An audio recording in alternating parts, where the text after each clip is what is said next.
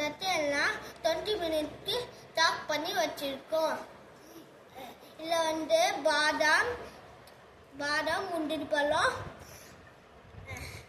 பிஸ்தா சீரகம் இதெல்லாம் நம்ம போட்டிருக்கோம்.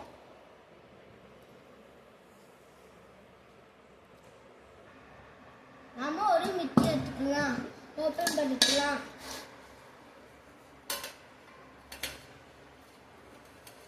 மேங்கோவை கொட்டிக்கலாம். நம்ம டாக் பண்ண நத்தையெல்லாம் வாட்டர்லேருந்து தனியாக எடுத்துக்கலாம். நம்ம இதெல்லாம் மிக்ஸிலெல்லாம் போட்டுக்கலாம். ரொம்ப கொஞ்சம் மிக்ஸியில் ஊற்றிக்கலாம். 1 ஸ்பூன் சுகர் போட்டுக்கலாம். இது நல்லா கிரைண்ட் பண்ணிக்கலாம். இது நல்லா கிரைண்ட் பண்ணியாச்சு.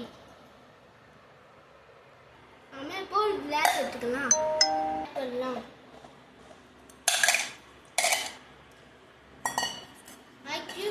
ஆட் பண்ணலாம்.